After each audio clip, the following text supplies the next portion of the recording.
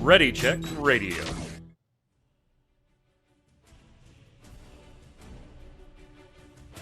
Stand by as we get ready to serve up all your news this week in the world of gaming.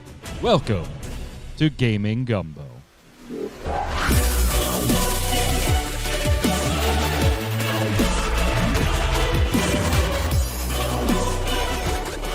Oh, yes, oh, yes, oh, yes, oh, yes. Hello, Internet. It is Saturday night, 7 p.m. Eastern here on Ready Check Radio. That means it's time for some Gaming Gumbo, wrapping up your week in the world of gaming. We've got a lot to talk about. I'm your host, as always, Mike Byrne. We did our one-chip challenge yesterday, so if you are part of the audience that helped get us to 500 Twitch followers, to trigger that awesome reward, we did our three-person one-chip challenge. You can watch that VOD right on twitch.tv/ReadyCheckRadio. Now, while you're there, if you haven't followed, go ahead and give a follow. If you're watching on YouTube or Ready Check Radio or listening on Spotify, head on over to Ready Check Radio, and all the socials are in the upper right-hand corner. If you like what we do here and you want to see more of it, whether it's these podcasts or any of the streams that we do, notify, turn those notifications on, sub. Yeah. Anybody that tells you to punch the like button, punch them. I'm not going to tell you to punch it. Just lightly tap it. And you could hit the unlike button if you want to, but I mean, it doesn't mean a damn thing anymore. Zing. YouTube making dumb decisions. Anyway, I mean, that's about it, right? Now we go to the credits and we're done. I guess I should introduce my co-host for today. As always, resident artist of Ready Check Radio, Yad. What's up, Yad? What's up? I'm getting deep into some image here. that type of thing. That sounds like it could be really, really exciting or really messy. I'm not really sure which. Little column A, little column B. Little column B. That's a pre-show callback for those of you that aren't watching us live. Joining us, giving Jason Winter the night off, we've brought over from Eltherian Games, the one, the only, Mr. Zach Sharps. What's up, Zach? Not a whole lot. It's been a little bit, hasn't it? It has. Actually, Gaming Gumbo debut here, but at least when it comes to old free-to-play cast now, always online. I'm on there every once in a while, but wish I could be on more. But alas, I had the opportunity tonight, so I thought, hey, what the hell? Yeah, hell yeah. No, we love having you. And always online. If you missed it yesterday on mmobomb.com, it is up on the site and on YouTube. You can check it out.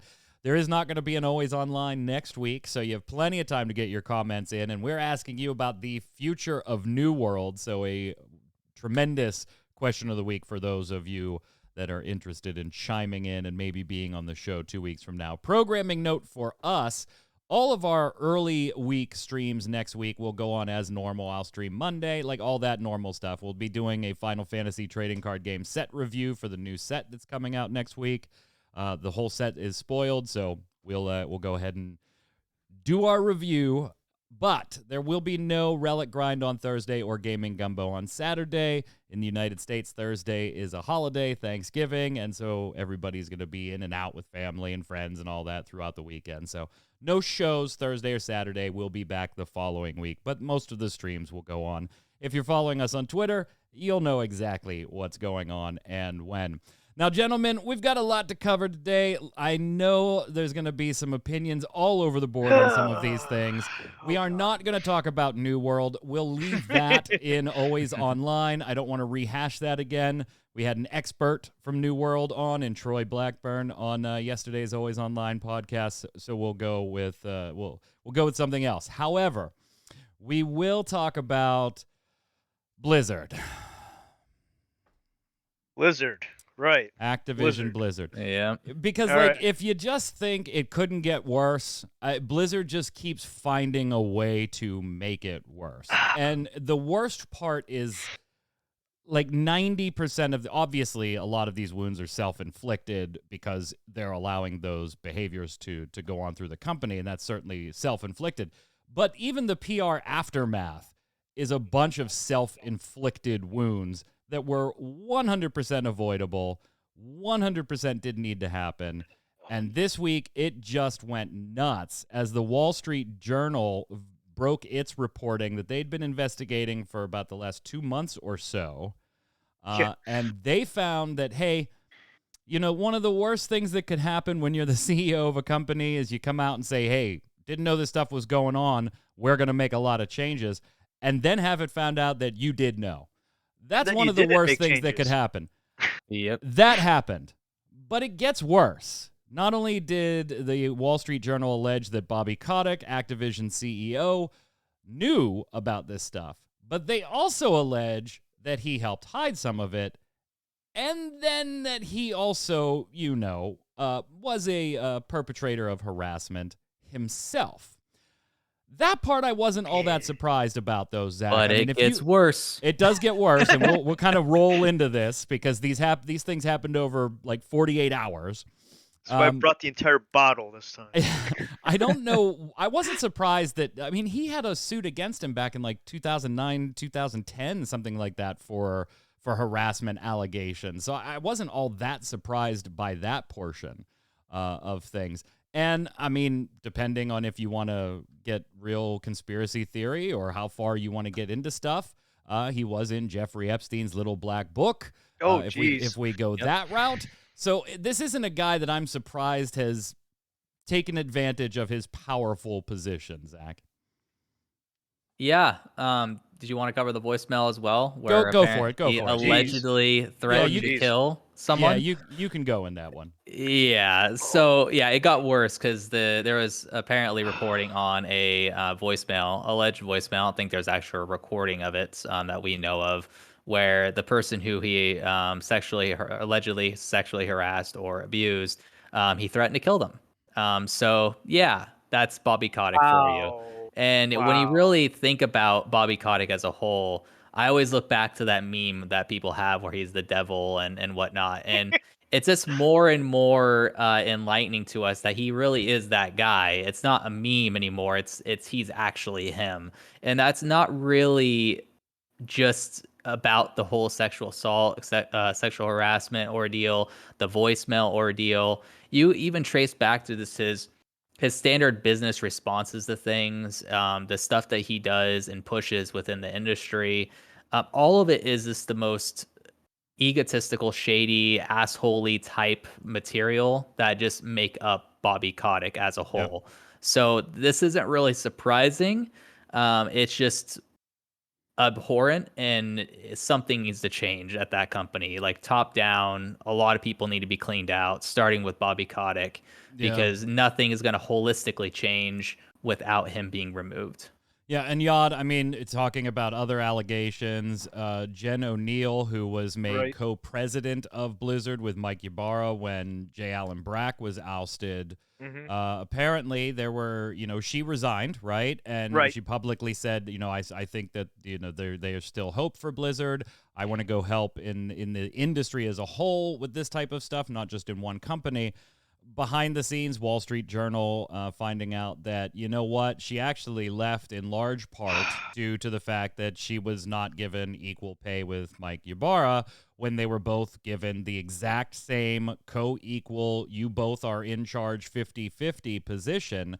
And when she tried to push for that, and Mike Ybarra pushed for that too. Yep. Trying to get her. It was ignored until she actually said, okay, I'm resigning. Then all of a sudden, here comes a package maybe offering the same thing. So the exact thing that the DFEH in California was one of the things, I should say, the DFEH was investigating for, they did it again.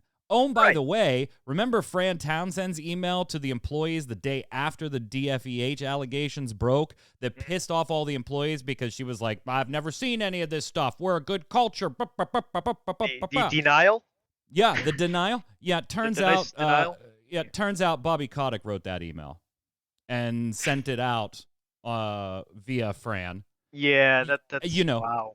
Yad, that email that he later publicly made a statement lambasting that email and calling it a tone-deaf response. Right. Sounds par for the course for him. The thing with O'Neill, wasn't there a story from Ybarra that said that there was a contract thing going on as well, where they were under different contracts, and once the contract was up, they were gonna get new contracts for the same compensation for the role and stuff like that. It really doesn't matter, because like when you are taken from those from your, if Zach and I are senior executives at a company, right, and something blows up, and maybe I've been there for 12 years, Zach's been there for 6 years, through the natural pay progression and annual reviews and stuff, I'm making more than Zach. That's to be expected. But that minute that you say, hey, we're in extraordinary circumstances, Zach and Mike, we want you to run this joint, be 50-50. Then you know what you do at the same time? You immediately nullify your existing contracts. You can do that if both parties agree. Yeah. And you reinstitute a new contract. It is not that hard to do. You don't have to, we have a contract for another 8 months, Zach. We're going to have to wait. No, if Zach agrees and the company agrees, you cancel the contract and draft a new one. Yeah, that's the thing that smelled odd to me about that comment, is that the moment you take up this new position, because she was head of the Vicarious or and the, she's the been other there company. a lot longer. She's been there a lot longer than Mike has. Yeah. Right, but she was somewhere else in another job, and then they start this new job.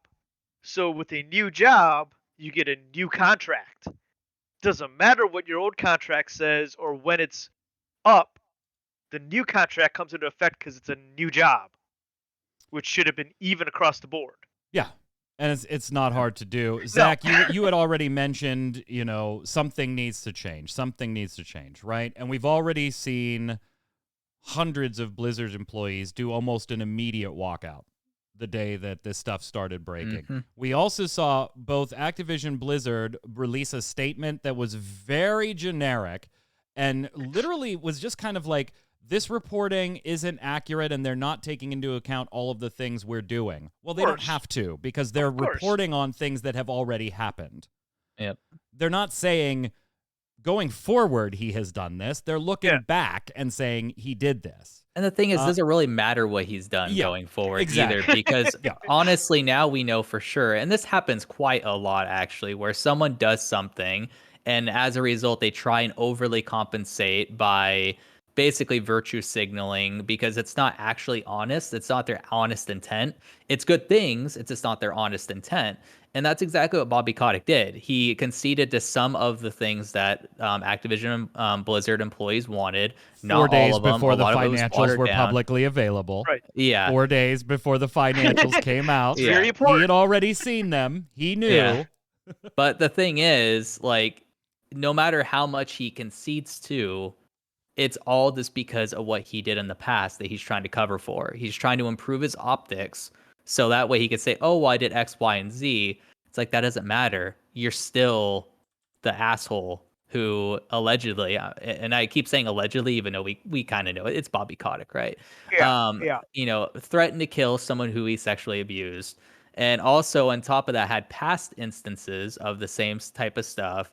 And he's covering for also other people who, during their zero tolerance harassing policy, they even covered up and brushed up some other people too. So you could tell his intent is not for good. It's just to try and cover up his tracks. That's all it is. Yeah, and we do have what is a little bit odd about this one, or a little bit, I shouldn't say odd, a little bit different, right?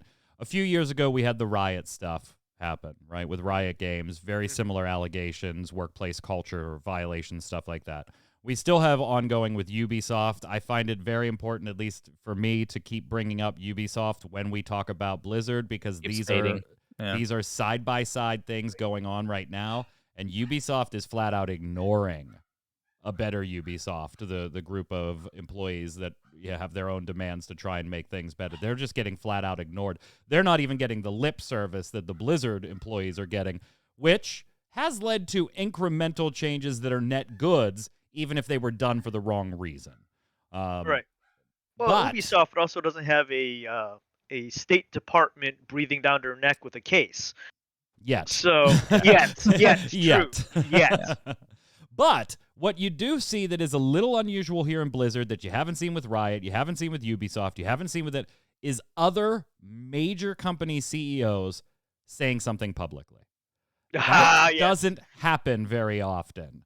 Because, this is great. Yeah, because you normally don't want to go casting stones at houses when you're in charge of such a big house that you might not know exactly what's going on in every room at any given point yourself.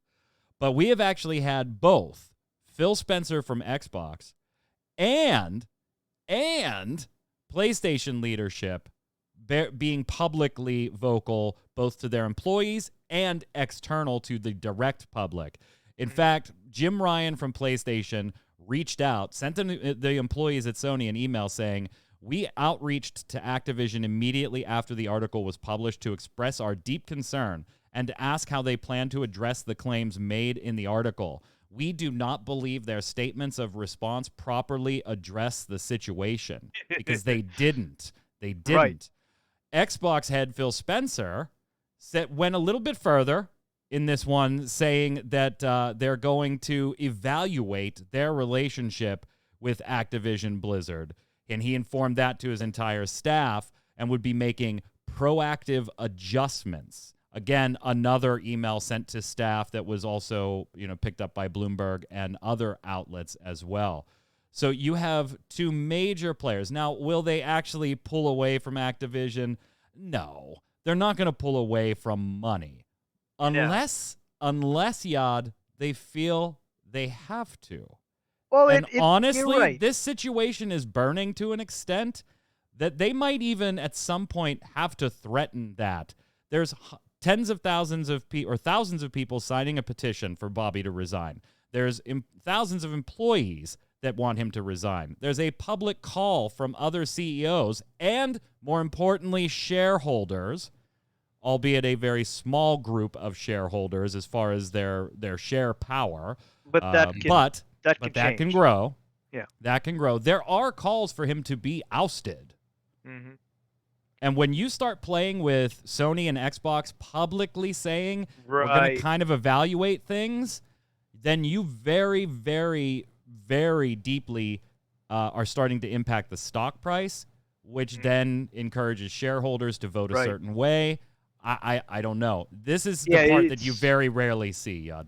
It's rough, and it's a very loud statement for these companies to do that, especially Xbox because with Xbox you get Microsoft, and with Microsoft you get PCs, and where do a lot of Blizzard people play their games? On PCs. Yep. So it's a domino effect, and if it works, it works. And with Kotick, I mean, he's obviously not gonna win the public trust back like their board claims that he's gonna, because God, did you see the video he did? Look at the guy. No. Did you see the video where he was sitting there talking about this report and how it? Oh my God! It was such a scummy video. Big question though, Zach. It's very easy for Xbox and Sony, albeit brave, but very easy to publicly say something. But if we get 3 weeks, 4 weeks, 5 weeks down the road, and nothing's happened, can you actually see Sony or Xbox pulling the trigger on a bigger move of some type? So that's when I think this becomes a. Are you as Troy said on Always Online podcast? Are you talking the talk and walking the walk, or are you just going to talk the talk? Yeah, all this is already unprecedented for them to come out and do this. It definitely is. Yeah. But what I will say is that speaks volumes of two things. Number one, the amount of concern that all their employees brought up probably in team meetings and whatnot, Sony and Microsoft, and also the fact that I think, quite honestly, who wouldn't like or hate Bobby Kotick? He doesn't seem like the most likable person just in general, even when he has his most nice looking face on, right? So I could see an instance where and it's difficult because they can immediately get him fired within a week if they pull all the games from their platforms. It would happen in a week because the board doesn't care about Bobby Kotick. There's a little bit of friendship there, but if you sink that ship, he's gone in a week. The bottom line. Yeah, it's the bottom line. That's all they care about. Yeah, but there would be a little bit of a unprecedented nature there where But I think a lot of people would understand why it would happen, where, okay, now we're saying Sony and Microsoft that if they disagree with someone or don't like someone, they can basically sink them. So there's that angle as well that they would have to tread carefully with, because they have a lot of other bigger partners too. Maybe not even that desirable partners as well. So I see that for them to walk the walk and do that is a little bit more difficult than just us thinking, oh, they should just pull those games off of there. That's my whole I think point. it would make a massive statement, and I think everyone would endorse it and be super happy that they did it, and it would boost the reputation of Microsoft and Sony significantly. But I just know those backroom deals that they have with other corporations and other players in the industry, it might shake those waters a little bit. So that's why we might not see something as drastic as that. We are seeing, though, other organizations start to pull out, right? And we saw that in the initial wave of stuff with some sponsorships for the esports side of Blizzard's business. Girls Who Code, that organization has had a long-time partnership with Activision. They're pulling out of that relationship as well. So we are seeing that. I mean, it all comes down to one question. Does Bobby Kotick remain in charge at Activision Blizzard? And I know it costs you a lot of money to fire him. You know, that's the nature of CEOs. Unfortunately, golden parachutes are bullshit. They're absolute bullshit. But he is, the company would be on the hook for, Forbes estimated, like $250 million if he were just fired. $250,000 if he were fired with cause.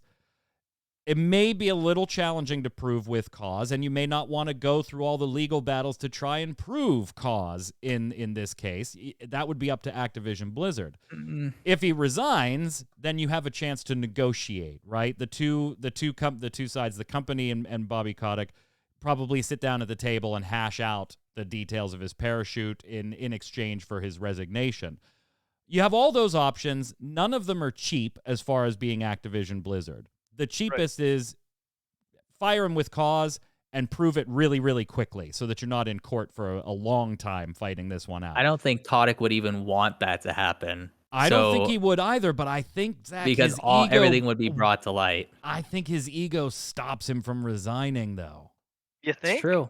Yeah. And that's the safe play. You sit down with the board and you say, I'll turn in my resignation. Let's negotiate my parachute. Right, because you resign, and then you can write the story. Oh, hey, the company was going in a bad direction, and it was in the best viewpoint for the company in the future for me to step down, and then you can get another job as another CEO somewhere else. I don't think his ego lets him do that. But if they go to court and they fire him with cause, because they're going to want to, with the difference in price tag there. Yeah, it is a big difference between the two. And an actual voicemail of him threatening a person's life. If that voicemail exists somewhere, he's done. Real That's real. I have been publicly all over Twitter and everything, whether it's from MMO Bomb's account with just reminder, Bobby Kotick needs to resign. Yeah, it's just he needs to go. He's not the only one, by the way. He is not the only one.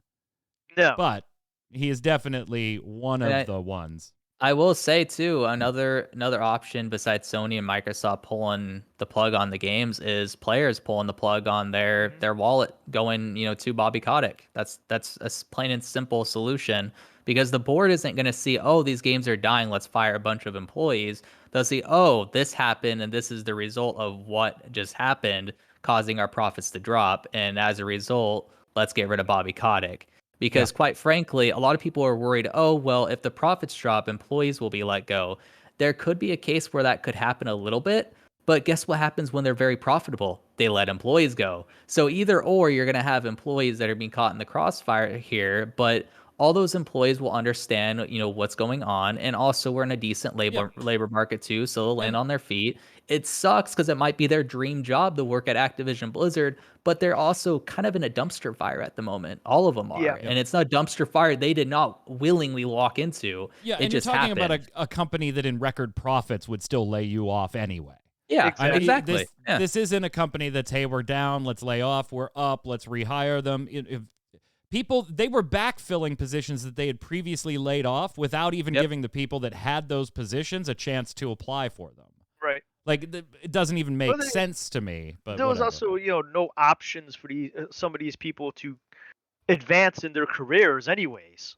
Yep. So it's a whole clusterfuck of stuff, and so he's got to go. Yeah, he's got to go. And he's if got to the go. players, if the players pull out, if they stop buying Blizzard games, it might make it easier for Xbox and and Sony to pull that plug. Yep. We don't have global sales yeah. numbers yet, but we do know Call of Duty was in its first week in the UK down 40% compared to the last Call of Duty. That's just the UK, obviously a smaller market, but still an important market for the Call of Duty franchise. It's an indication. It's a good indication. A good indication, exactly. Let's move on to something a little more cheerful. You can let us know what you think of all of the topics on today's show in the comments right on YouTube or on ReadyCheckRadio.com. Hey, guys, did you know that just, Halo multiplayer just yeeted itself out into the world this last week? Just decided, hey, Xbox is 20 years old. You know what? We're not going to turn off that beta. We're just going to leave it on, and we're going to open it up to all of you, and Season 1 starts today. Oh, and by the way, all of the multiplayer is free to play. Go ahead, hit up Steam, hit up your platform of choice, jump into Halo Infinite's multiplayer. In December, you're still going to have to give us some bucks if you want to play the campaign, but the multiplayer, totally free. So I jumped in.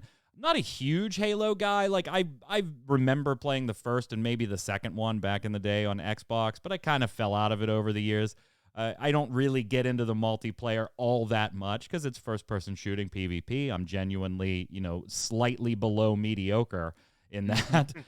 The Battle Pass, I felt like I needed to support the Battle Pass, right? Because I did like the way that they're going to do that, which is...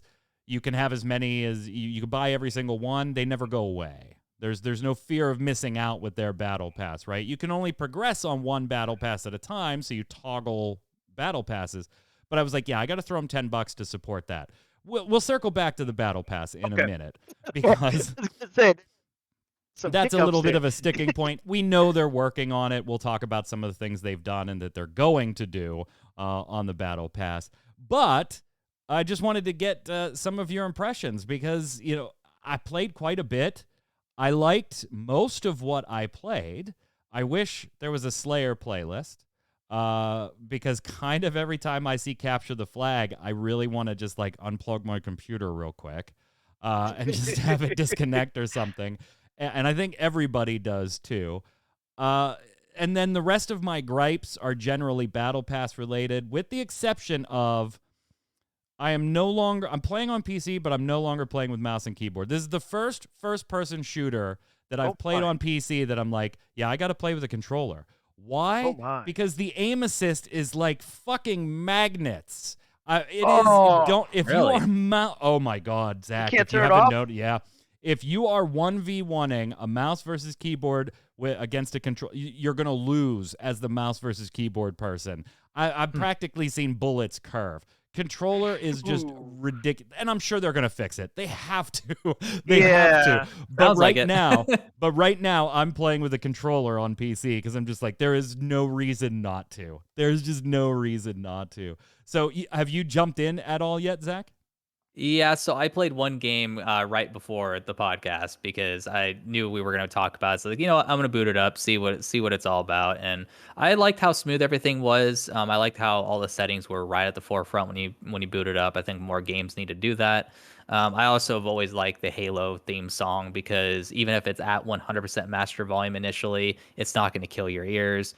And then on top of that, the gameplay was really fun. I mean, it's very smooth.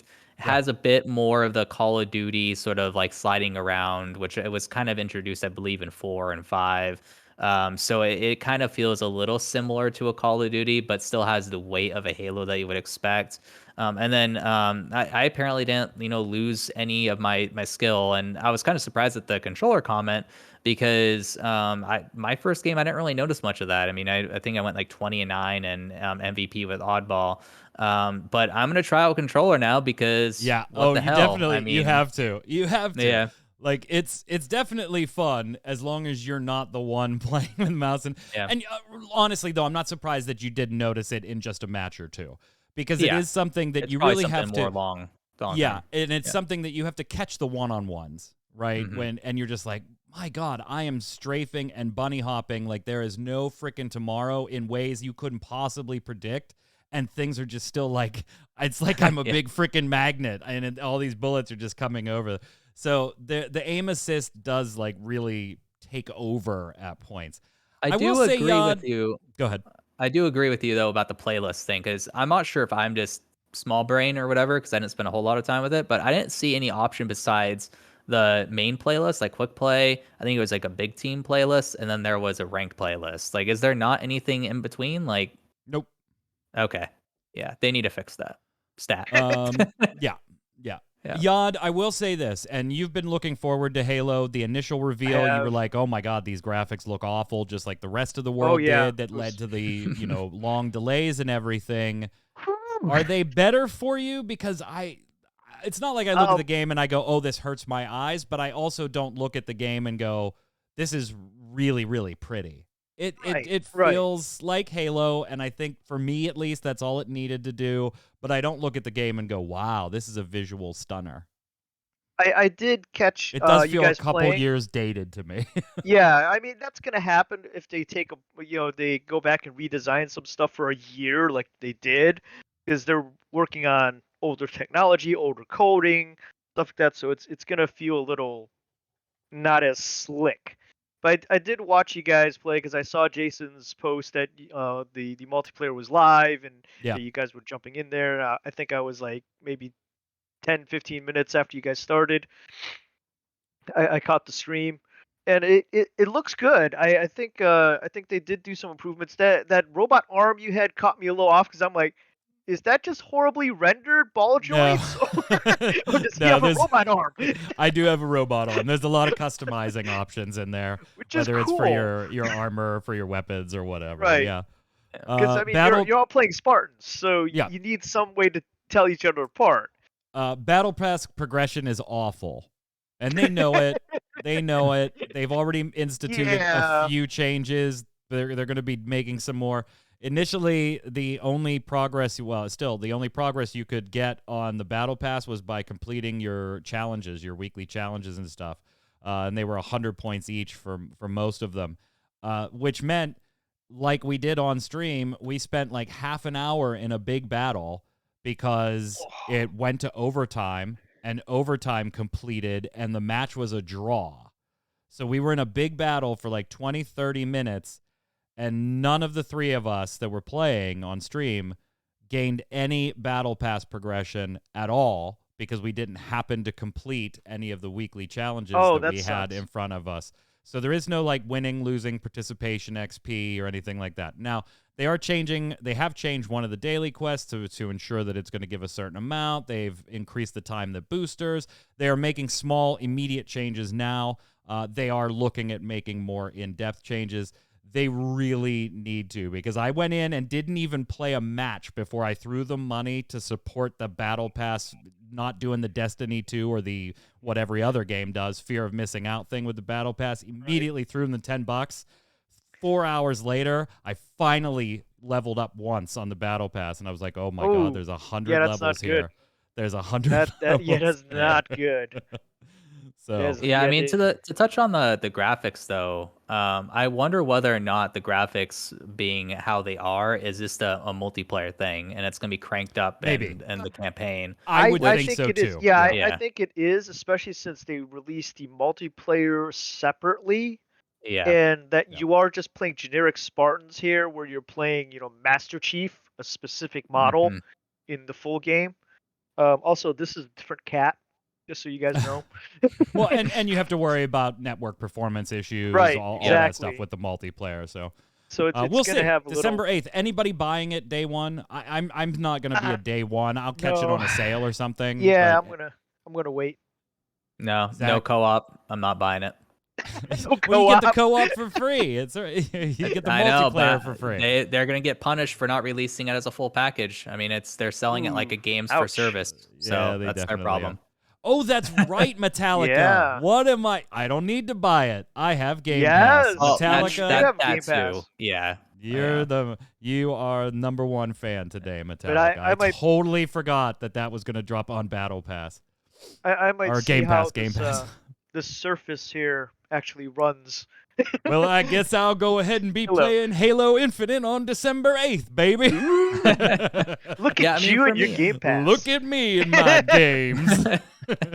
For me, it's just like I've played every Halo co-op, so it was really annoying to hear that they weren't going to launch that with the game. Yeah. So, yeah. Yad, I know you're looking forward to this live action series thing, though. Oh yeah, that little leak that they had when they were supposed to actually show it during the anniversary stream or whatever. I caught it slightly before it. It looks good.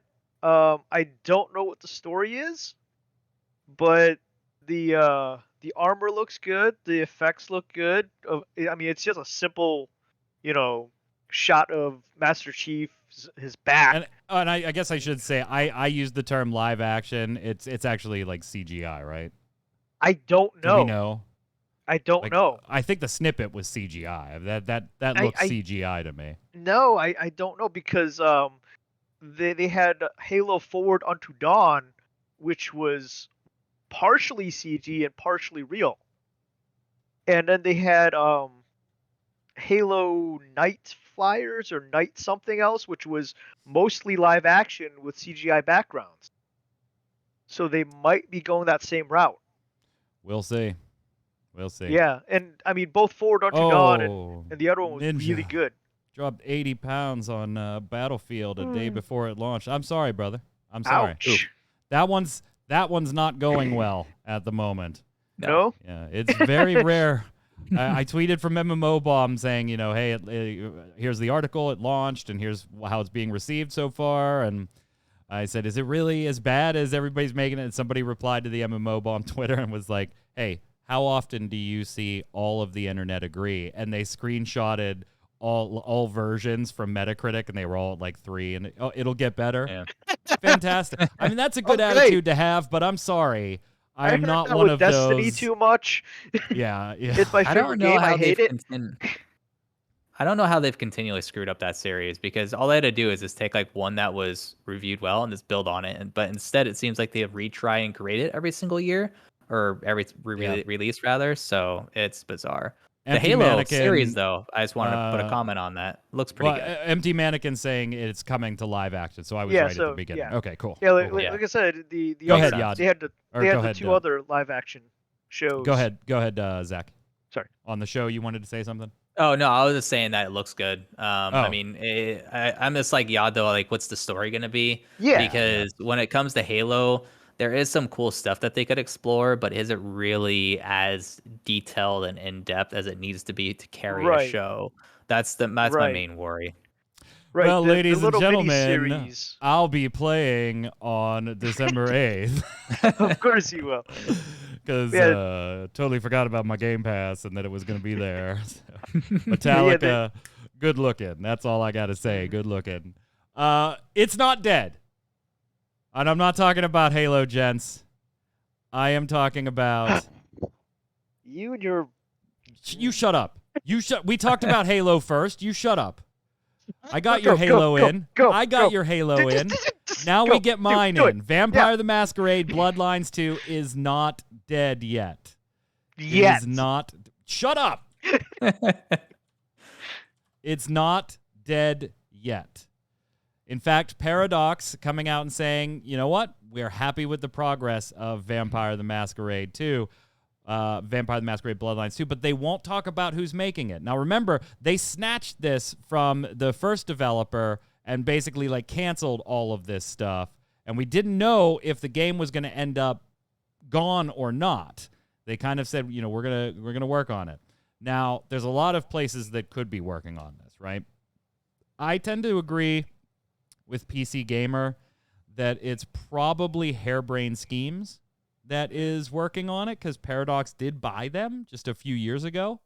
And Kevin Maloney, senior game designer, is a current employee there after leaving Hardsuit. So, which was the former thing. So, I kind of think they're right, but I just don't have anything else for you except to tell you that it is not dead yet. Or maybe it is not undead yet. I'm not sure. But isn't it a third-party game for them? Like, it's an outsourced game. They're not developing it in-house. Well, yeah. So if they bought that other company, if they had that other company working on it, wouldn't that be considered in-house? Well, no, not really, because when Blizzard puts out something, that's a Blizzard product, not an Activision product. Yeah, whatever. I don't care. It's still alive. That's for the now. important part. For now. That's the important part. They've said they said they're happy with it, and they said they're not going to talk about who the developer is yet because they don't want them under like social media pressure to be answering questions or talking about release dates or stuff like that. So could be good. Yeah. Shut up. I hate you. I don't like let him be happy, Yod. It's not dead yet. I got to be happy about that because now Blood Hunt, which actually was a battle royale that I was enjoying and didn't think I was going to enjoy. I thought it was kind of a bullshit use of the Vampire the Masquerade IP, and it kind of is still, but I still enjoy the game. Now that's delayed. It's not going to come out till next year. It's all delayed. What are you talking? Don't we listen to Jason? People got to stop listening to Jason and put their games out on time. Speaking of Jason, I'm sure at some point he will be watching this back to make fun of us because we do have the nominees now, gentlemen, for the Game Awards. Let's take a look at the categories. Some of them, not all of them, but the biggies, the ones we want to make predictions for. Game of the Year, Deathloop, It Takes Two, Metroid Dread, Psychonauts 2, Ratchet & Clank, Rift Apart, and Resident Evil Village. Let's be honest, I loved Resident Evil Village. You all know that. You watched me play the whole game on stream. I loved Ratchet & Clank, Rift Apart. I didn't play Psychonauts 2. I wasn't terribly keen on the first one, even though I do usually like oddball titles like that, but I do like Tim Schafer and his studios. I love Metroid Dread. I haven't beaten it yet. I haven't played It Takes Two, and I haven't played Deathloop, but even I think there is no way Deathloop doesn't win that. It's just, it is like the media darling, whether you like the game or not. And yes, you get to vote for the Game Awards, but there's like all those super voters, and honestly, I don't know how it's calculated, but I'm going to go with Deathloop on this one just because I think media darling wins it here. What do you got, Zach? The winner of the two or three genre Game of the Year award will be most likely, I think, It Takes Two. I haven't played any of these games, but out of the group, I think It Takes Two is probably going to take it because it's universally loved. There wasn't a lot of launch day issues, and I think that especially with the criticism that the panel has been receiving for not including certain games like Returnal and Forza Horizon 5, which is why I dubbed it the 2 or 3 genre award show. They're probably going to want to go with something a bit more creative here. The one game I know definitely won't win. If it does, it's going to be a massive joke, and I'll probably laugh so hard that I fall out of my chair, would be Metroid Dread, just because it's just a side scroller. Yeah, it's good, but I don't see it winning. It's probably good at what it does, but it's a side absolutely scroller. Yeah, There's so many indie games out there that have accomplished the same thing. So see, I wasn't all that surprised not to see Forza in this category just because of Forza's release window, and it gets a little tricky, but I am with you on not seeing Returnal is really weird. Weird. Yod, who do you think takes this one? I would love to see Resident Evil Village take it, but it's not going to. Yeah, it's not going to. So I got to put my vote into Deathloop. All right, that's 2 for Deathloop and 1 for It Takes Two. So next we have Best Game Direction, and I'm going to keep mine short. For every reason you said It Takes Two should win Best Game, I don't think it will because there's a media darling in that category. So I think its consolation prize will be it will get best game direction. I think It Takes Two walks away with this and not Game of the Year. What do you got, Zach? I mean, I agree. If it doesn't win Game of the Year, it's going to win Best Game Direction. If it does win Game of the Year, I think it might lose Best Game Direction. It might go to Returnal instead because game journalists discovered the phenomenal thing called roguelites. So I think that might cause them to push that one over the edge. Returnal was so good. I still haven't beaten it. It's so I bet it's hard. phenomenal. It's just so hard. Yeah, it's... Yod, what do you got? PS5. So. I'm gonna go Returnal on the direction. Oh, all right. Just because of how the game is. Let's go. We got best narrative, best performance. Let's go to best multiplayer. Oh. And we've got Back 4 Blood, which I've played. Knockout City, which I have played. It Takes Two, Monster Hunter Rise, New World, and Valheim. I am literally stunned that New World is on there. Like, I get it. It was a big release, and it still has a couple 100,000 players and everything. But have you not watched what has been going on with that game since launch? To little know tone that, deaf, huh? Yeah, a little tone deaf on that one. But I'm not sure, like, Back 4 Blood, yeah, it's good, but it's just a modern Left 4 Dead. It's not like they did tons of new things in it. Knockout City, I enjoy for the same reason I enjoy Rocket League. It's competitive PvP that I'm actually kind of decent at. I'm not terrible. In Rocket League, I'm in the top 15% of players now, bitches. Yeah, buddy. It's a long way between top 15 and top 10%, though. It's going to take me a little while. So I'm kind of leaning towards It Takes Two or Valheim. And I almost forgot that Valheim came out this year. The year between early. The awards. Yeah. To me, I was like, wow, Valheim, isn't that a lot? It's technically not even out either, which is bizarre to me why it's on the show. It's only in early access. But I'm torn between It Takes Two and Valheim, but I think because It Takes Two is going to get recognized elsewhere, I'm going to go with Valheim for best multiplayer. Yod? I'm going to go with Monster Hunter Rise, actually. I think that's just system-wise, it's a little niche. It might be, but the Monster Hunter fans are kind of rabid. It's true. That's true. And if it's a voting thing, that you can log in. It is, but then you got those stupid behind-the-scenes super voters that screw everything up, man. I mean, I'm still gonna go with Monster Hunter Rise. What do you got, Zach? I'm going with Valheim unless It Takes Two isn't represented anywhere else for awards. All right. But all right.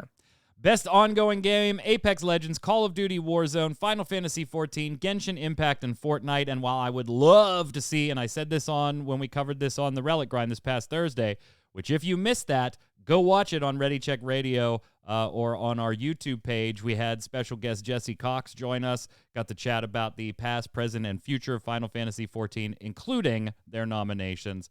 I'd love to see 14 win. I just think Genshin Impact is way too freaking big for its own good.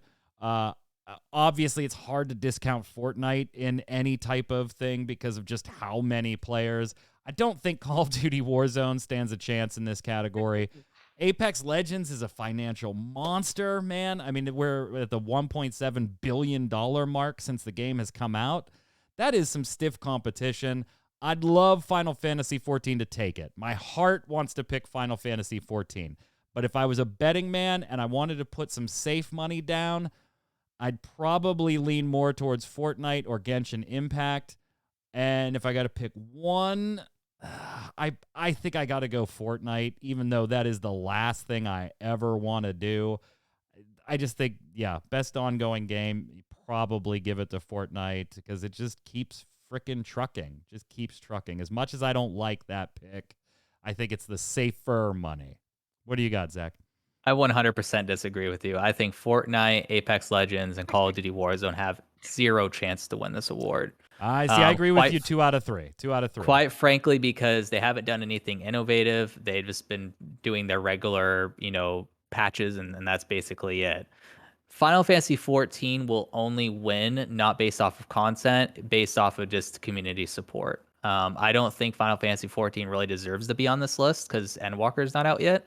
And I don't really think that they've released anything super substantial. Right, but by that logic that you just gave us, then 4 of these games don't belong here. There you go. I don't disagree.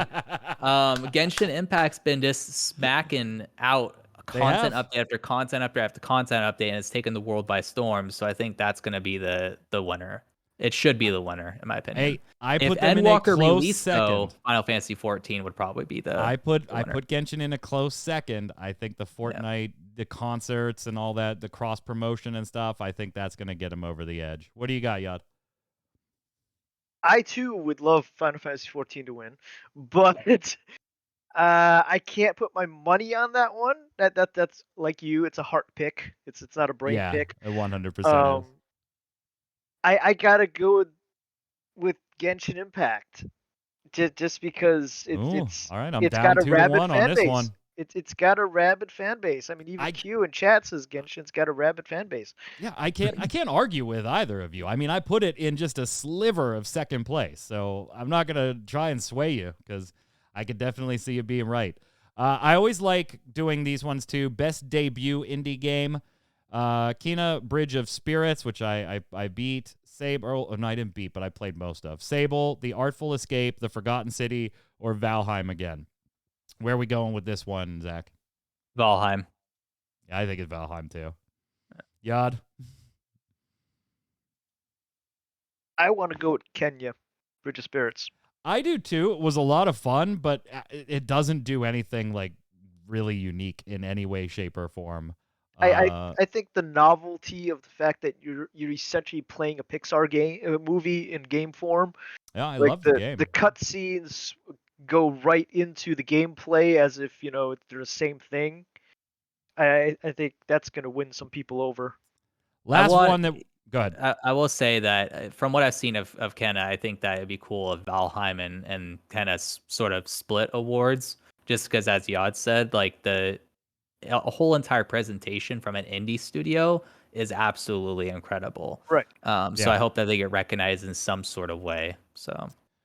And we'll cap it off with a prediction on the most anticipated game. Elden Ring, God of War Ragnarok, Horizon Forbidden West, the sequel to The Legend of Zelda Breath of the Wild. It's actually worded that way in the nominations, guys. We're nominating a game that doesn't even have a name yet in the most anticipated category. And I understand that anticipated means hasn't been available yet, but this one isn't even officially announced. This isn't even officially announced. Besides, we're working on it. And Starfield. So Elden Ring, God of War Ragnarok, Horizon Forbidden West, sequel to The Legend of Zelda Breath of the Wild, and Starfield. Zach, I'll let you go first. I mean, just based on the list, I think Elden Ring is going to win. I think it has. If I were to think of any game that would not be delayed, it'd be Elden Ring at this point because it's already been delayed. God of War, I think, could be delayed. Horizon, I don't think will. But if it does, it'd only be like a small delay. The sequel to The Legend of Zelda Breath of the Wild will likely not even release next year, I don't think. And Starfield, debatable as well. What do you show when that comes up? Like, what is the B-roll showing on the screen? It's a title card, really. Yeah. It's not even a title card. Like, you don't have the actual title yet. Yeah. It's Helvetica font just across a black background. I got to give it to Elden Ring, too, out of those. Yod, are you any different? I'm going to actually go with the sequel to The Legend of Zelda. Oh, my God, he's taking it. Because to actually pull a game without a freaking title card yet, or logo, or anything, not even a name to go with it, somebody knows something. Oh. To slip that in there. Do you guys like award shows? No. No? I don't like the 2 or 3 genre award show. No, I just watch it for the world premieres. That's basically it. Yeah, so. And I feel like we could just do a show of those instead of masquerading as an award show. I like the concept of video games recognized as art and the people behind it more specifically, so that, it's not just EA made this game, it's Zach made this game, Yod did the art, this person directed. I do like that as conceptually, but we really haven't had one that's like made me feel good about these people getting awards and being happy for them. Some of them are so cringy sometimes. It'd be more interesting to me if they got rid of a lot of the main media outlets and brought in more independent, smaller outlets that actually play more than 2 or 3 genres. And I keep bringing that up because that's basically what it is. Sad face, ladies and gentlemen. Steam Deck launch delayed by 2 months, which means my Q2 $650 one won't be until end of Q2, beginning of Q3. Mine's Q2 now. Feels bad. Did you get the biggie one too? No, I just got the base one because I knew that the SD cards would be sufficient. So yeah. Sad face. Sad face. Yod, before we head on over and wrap this up with some games of the week, you got some stuff, including what we were talking about pre-show. Everybody's seeming to love Arcane. Yeah, it wasn't something that was quite on my radar when it was announced. I saw the preview for it. League of Legends is not my thing at all. That's honestly the only reason I haven't watched it, is because I just don't care enough about League of Legends. Watching it, you don't have to. Mm-hmm. It's a story that they wrote for this animation. It may contain League of Legends characters, but the artwork in it is so freaking amazing because it's like you're watching a moving painting. Isn't it like Origin of Jinx though? It is the Origin of Jinx and Vi, I think her name is. Yep. But there's also Jace as well. Right. There's a whole bunch of characters in it from League of Legends, but the story they wrote for it, you don't need to know anything about League of Legends or play League of Legends or anything else, but it will draw you in. Yep. It will make you want to finish watching that because of the very interesting interwoven story they've created, and of course the wonderful, wonderful artwork from the studio that made it. It's not like any other animation I've seen out there thus far, because it is obviously CGI. It's obviously 3D animated, but it looks like a freaking painting. Mm-hmm. Jason gave it a dub bomb a week ago on the Always Online podcast. Troy gave it a dub bomb yesterday on the Always Online podcast over on MMO Bomb. So, and those are two guys that are just mildly aware of League of Legends. They've played and cover it and stuff like that. Right. Zach, are you also you got to check this out? It's definitely worth watching. Yeah, so I hate League of Legends. I know nothing about its lore. I do know some of the characters, just like what they look like, but I didn't know any of the backstory whatsoever. And I gave it my highest rating of the year for anything, 9.5 out of 10. It was that good. To reach above a 9 for me is something. To get to a 9.5, you got to be doing something phenomenal. And as Yod pointed out, the art and animation is just it sets a new standard, significantly sets a new standard. Yeah. And the writing is super deep. The character development is this next level you would not expect from something like this type of show. Yeah, I recommend everyone to watch it. It's phenomenal. Maybe I'm going to have to check it out then. To get above a 9 from Zach, I know you got to tickle those balls the right way. And Yep. I guess this did it. This did it. We also got a little more, though, on some... This one I do like. Reaches way back into the Yod, you brought Earthworm Jim to the show. Now we're friends again. We're friends again. Apparently, Nintendo has released the thing that they are doing a Earthworm Jim animated series. I didn't see anything about an actual new game. I loved the old game. Oh, the games were fantastic. Amazingly fun. Good. Apparently, there's a new cast of characters to help Jim, and it sounds like he's trying to find his way back to Earth for the best dirt in the universe. The best dirt, yep. So, it looks like a lot of fun. I love the old cartoon. There was a cartoon back in the day. Oh my God! Hold on, you're gonna see me get up here for a second, but I got to show you something. What do you got? Oh wait, I think it's upstairs. Damn it! All right, I'm gonna look. You guys talk. I don't have much to say about this, though. No, Zach, you're not a Earthworm Jim fan. You don't remember playing the games? I recognize it, but I have no clue what it is. Oh my God! To be honest. It was this fun old game where you're an earthworm in a robotic suit. I mean, he's literally a worm. There's nothing that it was down here. there's I'm so nothing that happy. holds him inside there other than he's a worm sitting in a robotic I suit. see that. Oh, nice. I gotta wait for him to get back. What do you got? What do you got? I got him. I got him. That's the boy right there. My Twitch on iPad is That's slow. the boy right there. It is. Oh my. Yeah, Yes, that is Earthworm Jim. And I still love sealed. the old artwork. The old artwork was amazing. The expressions on his face was great. I remember the first time I had ever played Earthworm Jim, my dad and I had rented it from Far More Entertainment. Yeah, that was Far More's jab at trying to compete with Blockbuster or Giant Eagle and Video. And we had no idea what the hell it was because you didn't get the manual or anything. You just got the cart. Super Nintendo, take it home, put it in. We're like, we're picking up cows that are on fire and throwing them into big bathtubs to progress through the level. Like, and it was all good from there. Like Earthworm Jim, crazy, and then the cartoon. Crazy things to do. Yeah, it's absolutely nutty. Absolutely nutty. That's one I of the love places the cartoon. I recognize it from is rental stores like Hollywood Video, and we had a local liquor store that sort of counted as a rental store as well. I saw it in there too. So Nice. yeah. I love the cartoon. I love the games. My son just bought a bunch of the books that the creator has been putting out lately with all the art and stuff. It's absolutely tremendous. Very nice. I can't wait to watch this. Oh yeah, I mean the animation looks good. Yeah. It does. Let's head over and do Games of the Week.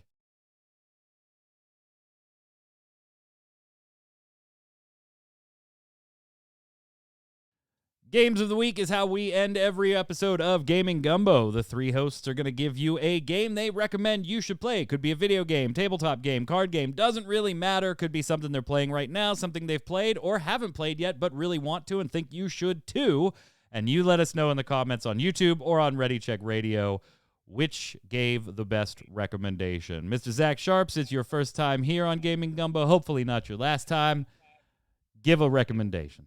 Yeah, so I'm going to go and give it to Roguelites, Gunfire Reborn. It's on sale right now, I think, for $15. It's a really good roguelite that has a good bit of content, a lot of good variation, and is just very solid overall. And it's a smaller developer, too. So, always love that aspect of things. But yeah, it's on Steam. It's on sale right now, and it's a good value at $15. So I definitely recommend checking it out. Yod. I am going to pull those anime heartstrings again with Super Robot Wars 30. It dropped a few weeks ago on Steam, and it is, I believe, one of the Super Robot Wars that they actually brought over and translated for an American audience. It might actually be the first, but you play a plethora of different anime type robots, and you fight. It's a lot of fun. I'm going to give mine to a Metroidvania that is now available as of this last week and get it on Steam called Pronty Fishy Adventure. Pronty Fishy Adventure. I know. You haven't heard of it. Pronty Fishy Adventure. If you like Metroidvanias, it's an absolute blast. You can get it on Steam right now. Check it out. Don't go anywhere, chat, because right after the show here, we'll go dark for about 15 seconds, relabel things, and bring it back up for Torchwick, who'll be going live tonight. What's up, Torchwick? Not much. What about you? Well, I was just doing a show, so we did like the show thing. Bloodlines 2 is still a thing. It's still a thing. That? For now. What are you streaming tonight before I murder my co-hosts? Well, we're gonna be beating Castlevania Symphony of the Night.